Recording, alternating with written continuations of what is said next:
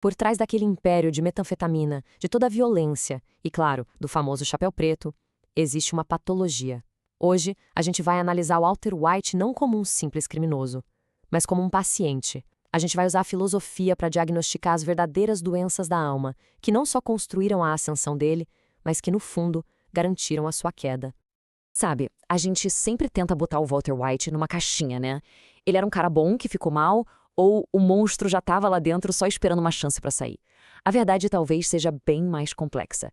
E se ele não se tornou mal, mas sim contraiu uma série de doenças espirituais. Uma condição levando a outra, sabe? Quase como uma metástase. Fatal. E é exatamente isso que a gente vai mapear aqui. A jornada do Walter White não como uma única decisão errada, mas como um prontuário médico mesmo. Uma sucessão de patologias onde cada cura que ele tentava arranjar para a vida dele só o afundava numa doença nova e muito mais agressiva. Ok, e para fazer esse diagnóstico, a gente vai usar esta ferramenta aqui. Pensa nela como se fosse um exame de ressonância magnética da alma. A ideia é que, para uma pessoa ser saudável, ela precisa de um equilíbrio entre 3 eixos. Primeiro, o geral, que são os ideais, a moral. Segundo, o individual, que é a pessoa ali no mundo real. E terceiro, as determinações, que são as ações que ela toma. Quando esses eixos entram em colapso, aí as doenças aparecem. Vamos aplicar isso no Walter White. E o nosso exame começa bem antes do Heisenberg existir. Ele começa lá no âmago daquele pacato professor de química. Um homem que, na verdade, já estava doente, já estava sendo corroído por dentro pela mais silenciosa de todas as patologias, o ressentimento. O nome desse primeiro diagnóstico é Todd-Chita. Basicamente, é a doença de ter um potencial gigantesco, um geral brilhante, mas viver uma vida minúscula, um individual medíocre. É aquela agonia de saber do que se é capaz e, ao mesmo tempo, ver o mundo te dar muito menos em troca. E aqui a gente vê o tamanho do abismo na vida do Walt. De um lado, o geral, uma mente genial, um dos fundadores da Grey Matter, uma mente que valia bilhões de dólares. Do outro lado, o indivíduo, um professor de camisa bege, ignorado pelos alunos, tendo que limpar os carros deles no segundo emprego. Essa distância insuportável entre o que ele era e o que ele sentia que deveria ter sido, é isso que alimenta o fogo lento da raiva dele. A imagem perfeita para isso é a do irmão mais velho na parábola do filho pródigo, sabe? Aquele que ficou em casa, seguiu todas as regras, fez tudo certinho e, no fim, só assistiu com o sangue fervendo de raiva o outro irmão receber toda a glória.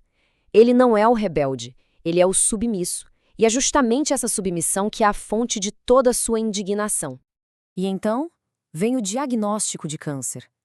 Mas olha, atenção aqui. O câncer não cria o Heisenberg. O câncer só torna aquela primeira doença, a Todd-Chita, absolutamente intolerável. E para curar o fracasso da sua vida, o Walt escolhe um remédio que se revela uma patologia infinitamente pior.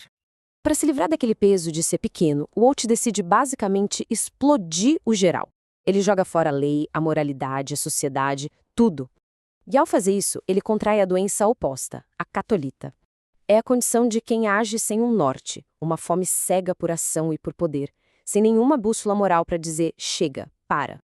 Um bom modelo para entender isso é Napoleão. Alguém que não ignora os grandes ideais, mas que os deforma para que eles sirvam à sua própria vontade.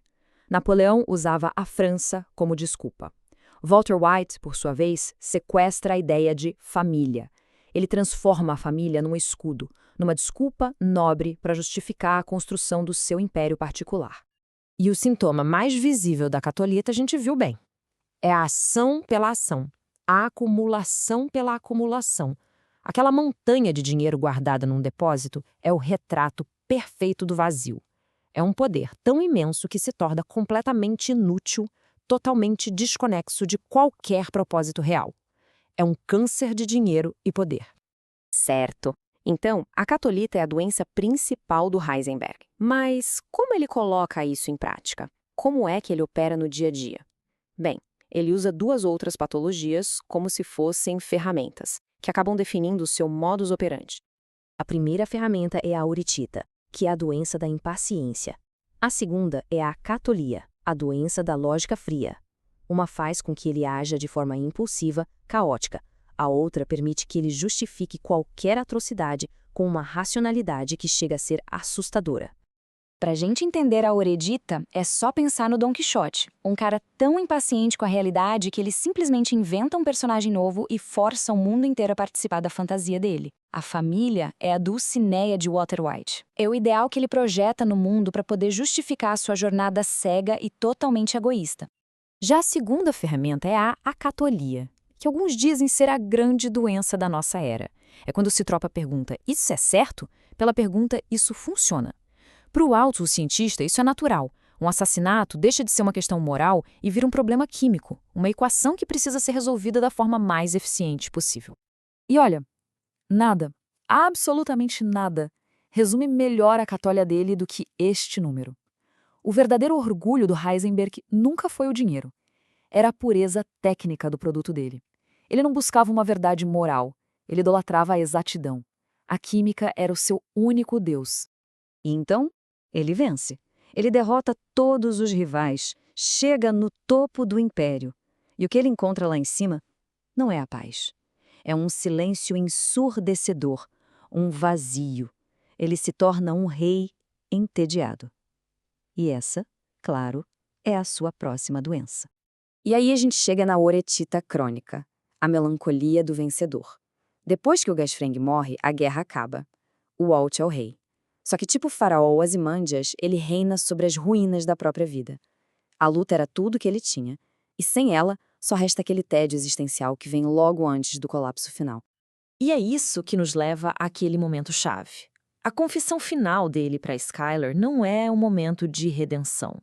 É o diagnóstico saindo da boca do próprio paciente. É o momento em que ele finalmente admite, em voz alta, qual era a natureza da sua doença. Naquele exato momento, ele entra na segunda fase da catolitana, a forma consciente. Ele agora sabe que nunca existiu um geral. A família era uma mentira. Foi tudo por ele. E ter essa clareza não o salva. Pelo contrário, ela só o acelera em direção à colisão final e inevitável com a realidade. Então, vamos juntar as peças e recapitular essa progressão. A queda de Walter White não foi um simples deslize.